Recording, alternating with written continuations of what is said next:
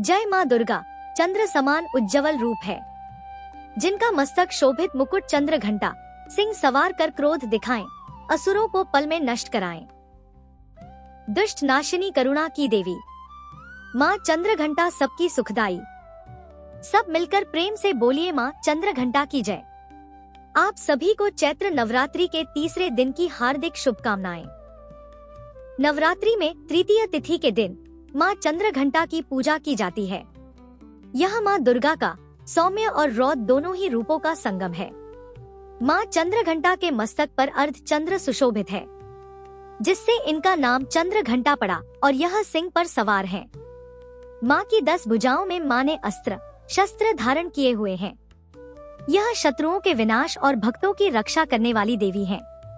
माँ चंद्र घंटा की उपासना से भय, मानसिक अशांति और नकारात्मकता का नाश होता है और साहस, आत्मबल और दिव्य चेतना की प्राप्ति होती है।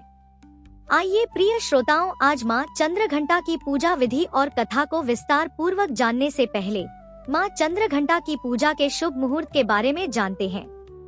नवरात्रि में तीसरे दिन माँ चंद्र घंटा की पूजा तृतीय तिथि के अनुसार की जाती है और इस बार तृतीय तिथि 31 मार्च दिन सोमवार को पड़ रही है।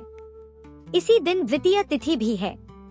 तृतीय तिथि प्रारंभ होगी 31 मार्च सोमवार सुबह 9:12 से, जिसकी समाप्ति होगी 1 अप्रैल मंगलवार सुबह 5:42 पर। तो इस बार 31 मार्च सोमवार को माँ चंद्र घंटा और माँ ब्रह्मचारिणी 2 देवियों की पूजा एक साथ की जाएगी। 31 मार्च सोमवार को सूर्योदय होगा सुबह 6:23 पर। सूर्यास्त होगा शाम 6:38 पर। इस दिन अश्विनी और भरणी नक्षत्र का शुभ योग भी बन रहा है। यह दोनों ही बहुत ही शुभ नक्षत्र माने जाते हैं। अश्विनी नक्षत्र दोपहर 1:45 तक रहेगा। बाद में भरणी नक्षत्र प्रारंभ हो जाएगा। राहुकाल जो कि अशुभ समय होता है, सुबह 7:30 से 9 बजे तक रहेगा। अमृत काल रहेगा सुबह 7:24 से 8:48 तक। अभिजीत मुहूर्त दोपहर 12:06 से 12:55 तक।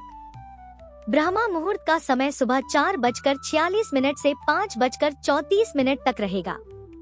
माँ चंद्र घंटा की पूजा करने के लिए सुबह का मुहूर्त सुबह 5:04 से 6:13 तक। शाम की पूजा का शुभ मुहूर्त शाम 6:38 से 7:47 तक रहेगा। गोधूली मुहूर्त, जिसमें शाम की पूजा करना सबसे जल्दी शुभ फलदायी माना जाता है, शाम 6:37 से 7 बजे तक रहेगा। माँ चंद्र घंटा की पूजा करने के लिए सुबह जल्दी उठकर स्नान करने के बाद मंदिर की साफ सफाई करके गंगाजल से शुद्धिकरण करना चाहिए। फिर माँ चंद्र घंटा का ध्यान करके व्रत और पूजा का संकल्प लेना चाहिए। माँ चंद्र घंटा को लाल, सुनहरा और पीला रंग अत्यंत प्रिय है। माँ का प्रिय भोग दूध, खीर और शहद है।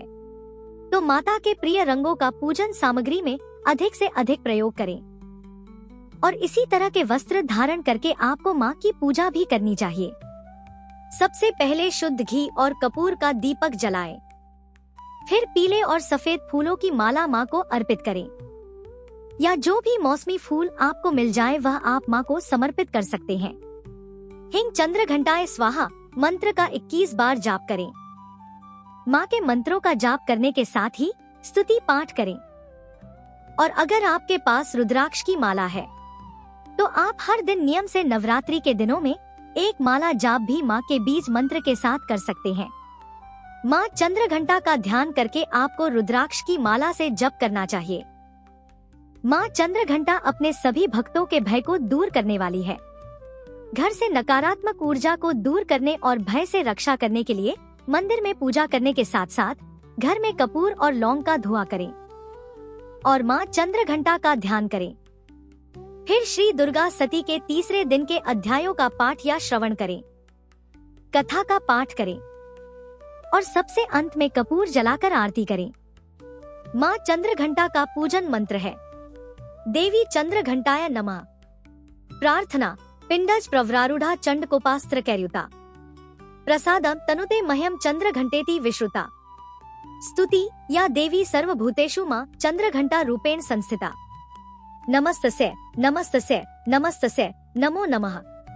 माँ चंद्रघंटा का यह दिव्य रूप हमें शक्ति और धैर्य का संतुलन बनाए रखने की सीख देता है।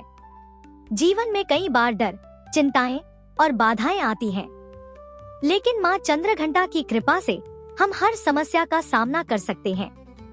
माँ की उपासना से हमें साहस, आत्मबल और सकारात्मकता की ऊर्जा प्राप्त होती है। कथा के अनुसार जब देवी पार्वती ने घोर तपस्या कर भगवान शिव को प्रसन्न कर लिया, तब देवताओं और ऋषि मुनियों ने उनके विवाह का आयोजन शुरू किया। भगवान शिव कैलाश से अपनी अनोखी बारात लेकर निकले। यह बारात सामान्य नहीं थी। इसमें भूत, प्रेत, पिशाच, राक्षस, नाग, यक्ष, किन्नर और अघोरी शामिल थे। भगवान शिव के शरीर पर भस्म लगी हुई थी, बाल जटाओं में बिखरे थे और गले में नाग लटक रहे थे। उनका यह अद्भुत रूप देखने वालों को भयभीत कर रहा था। राजा हिमालय के महल में उत्सव का माहौल था। देवी पार्वती का श्रृंगार किया जा रहा था। जैसे ही भगवान शिव की बारात नगर के द्वार पर पहुंची, सभी लोगों ने देखा कि दूल्हे के रूप में भगवान शिव अत्यंत भयंकर दिखाई दे रहे हैं। तब राजा हिमालय और रानी मैना देवी भगवान शिव को देखने पहुंचे। देखकर वे आश्चर्यचकित रह गए। भगवान शिव का यह रौद्र रूप उन्हें स्वीकार नहीं था। मैना देवी अचेत होकर गिर पड़ी और विलाप करने लगी, हे देव, यह क्या हुआ? हमने अपनी पुत्री का विवाह एक भस्मधारी अघोरी से करने का निश्चय कर लिया। राजा हिमालय भी असमंजस में पड़ गए। उन्होंने भगवान शिव से प्रार्थना की कि वे अपने इस स्वरूप को त्याग कर विवाह योग्य दिव्य स्वरूप में आए, लेकिन भगवान शिव ने कोई उत्तर नहीं दिया। फिर यह देखकर देवी पार्वती ने तुरंत ध्यान लगाया और अपने चंद्रघंटा स्वरूप को प्रकट किया। उनके मस्तक पर अर्धचंद्र चमक रहा था। उनकी आंखों में दिव्य प्रकाश था और वे अपने 10 हाथों में अस्त्र शस्त्र धारण किए सिंह पर सवार थी। उनकी शक्ति और तेजस्विता से पूरा वातावरण गूंज उठा। उनके शरीर से अद्भुत प्रकाश निकलने लगा, जिससे देवताओं और ऋषियों को भी उनकी महिमा का दर्शन हुआ। माँ चंद्रघंटा ने अपने तेज से पूरी बारात को भी प्रकाशित कर दिया। भगवान शिव की भूत पिशाच से भरी बारात अब साधारण सी प्रतीत हो रही थी। तब उन्होंने भगवान शिव से कहा, हे नाथ, यदि मेरे तप का फल सत्य है, यदि मेरा प्रेम शुद्ध है, तो आप अपने इस रौद्र रूप को त्याग कर मुझे अपने दिव्य रूप में दर्शन दे। माँ चंद्रघंटा की इस प्रार्थना से भगवान शिव ने अपना स्वरूप बदला। अब वे स्वर्ण मुकुट, दिव्य आभूषण और रत्न जड़ित वस्त्रों में सुशोभित होकर प्रकट हुए। उनके इस रूप को देखकर राजा हिमालय, मैना देवी और समस्त नगरवासी हर्ष से भर गए। इसके पश्चात देवी पार्वती और भगवान शिव का विवाह धूमधाम से संपन्न हुआ। इस विवाह को तीनों लोकों का सबसे दिव्य विवाह माना जाता है। माँ चंद्रघंटा का एक और रूप है, वह है युद्ध की देवी। माँ चंद्रघंटा न केवल शांति और प्रेम की प्रतीक है, बल्कि दुष्टों के लिए विनाशकारी भी है। एक बार महिषासुर और रक्तबीज जैसे दैत्य पृथ्वी और स्वर्ग में उत्पात मचाने लगे। उन्होंने देवताओं को पराजित कर स्वर्ग पर अधिकार कर लिया।